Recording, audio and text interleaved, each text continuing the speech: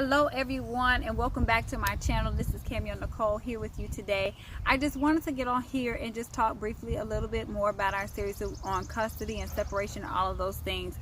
I wanted this next video, I said in the last one, to be about child custody. I want to draw some things out, so I have a board that I'm going to do that with. I may post that a little later today, if not tomorrow morning, because my kids are home from school and they're being really noisy, but I really want to get my video out. So I'm going to save that, because on the board I'll be able to actually draw out in different colors, red or blue for mom or dad, and that way you'll be able to see a better visual of it.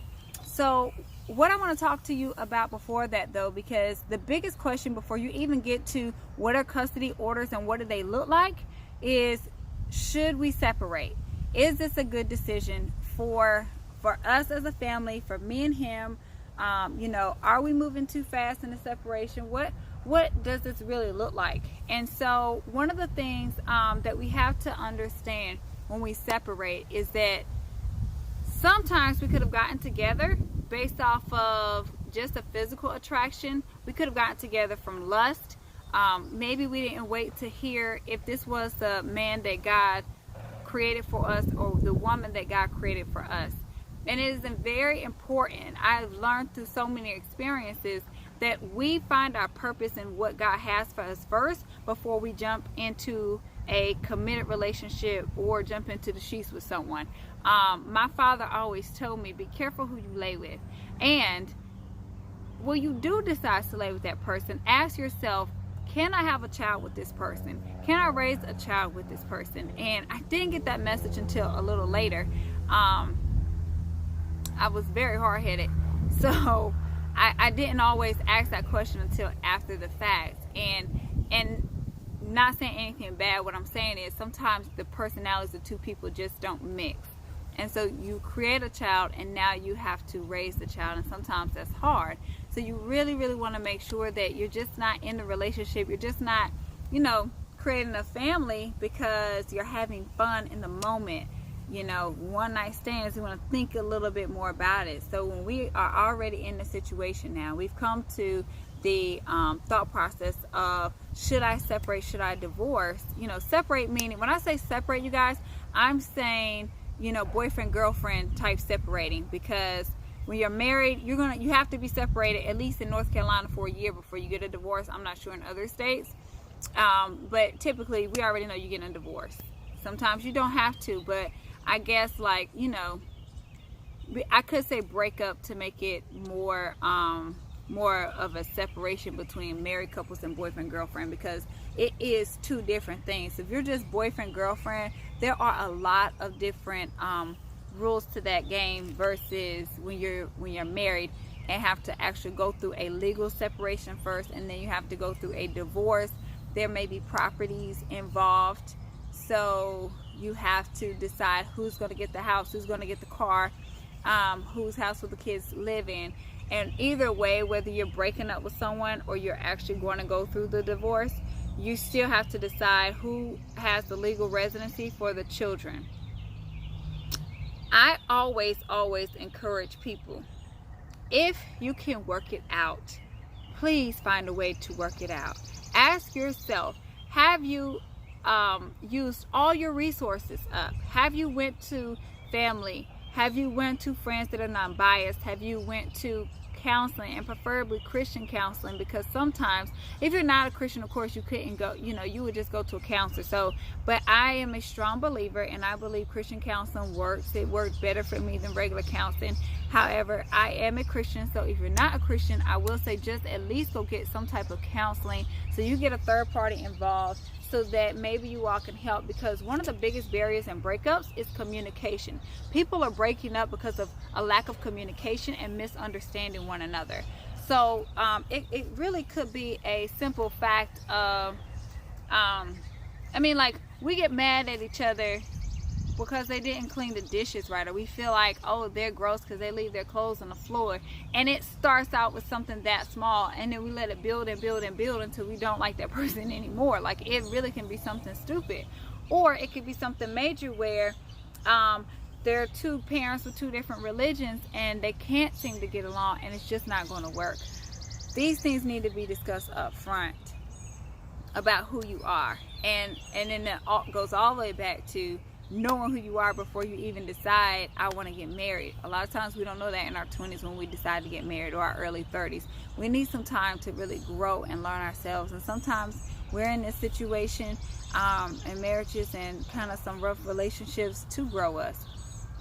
Not everything is for everything. So that is one thing that I really wanted to focus on, going back to what the original thing is, of just kind of knowing, can we work this out? You know, are we just upset with each other right now? Can we just spend some time away? Because with time away, you grow to miss somebody, and then really start to think about, oh, is that person really that bad? Oh, I could have did this a certain way. I could have said this a better way. In the heat of the moment, we're so ready to blame the other person, but it's really not always the other person. A lot of times it can be us. And a lot of times in my situation, it was me. But I would never admit that at that time. I wasn't even able to see it. But with time and growth, I was able to see it. And most importantly, I was able to see that I was not who I needed to be before I even made that decision. So it just wasn't a wise decision. Doesn't mean the other person was bad or anything. 10 years ago, you asked me that, I would have been like, it was them. But now that I'm older and that I know, it's not them. So when you go to separate, really figure out, is it me? Have I made the wrong decision? Am I moving too fast? Am I considering all of my options? Why don't I like being in this relationship anymore? What is the cost going to be to get out of this relationship? Because there's a cost to everything. Are you a stay-at-home mom and you need to find work? You need to find some more income. What else? What is it going to cost for attorneys if you have to go through attorneys? In my situation, I know over $15,000 was spent just in one situation.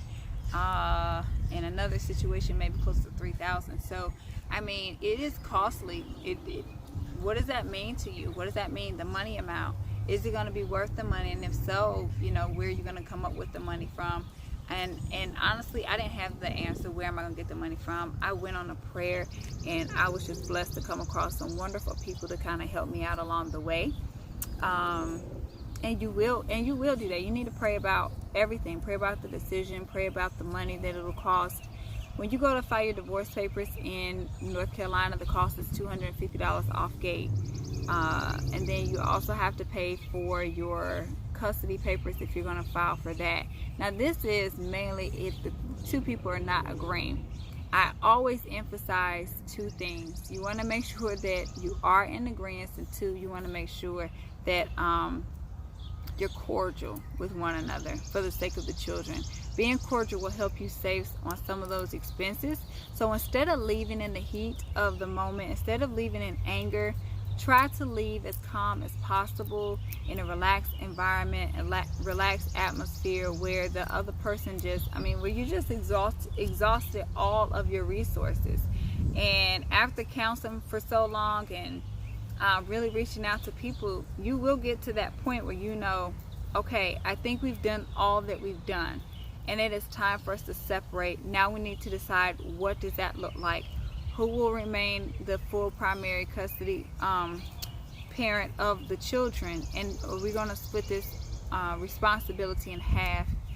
And so those are just some things to think about before I really dive into that. And I really wanted to do this video first so that you kind of understand what I'm talking about when I do the next video, because it does kind of go into depth as, you know, who the parent stays with, and a lot of decisions are made by like, what grade are they in, how old are they, what schools do they go to, which parent lives closer to their school, do you want to change their schools?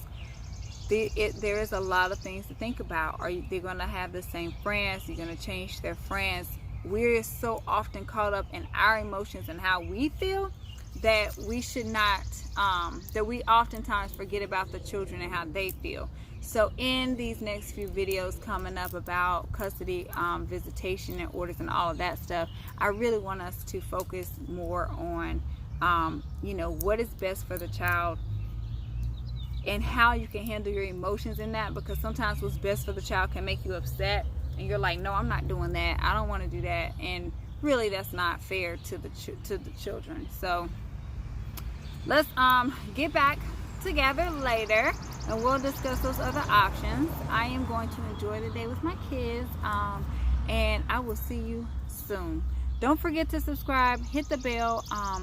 You definitely want to keep track with the next few videos coming up. All right, thanks. Talk to you later.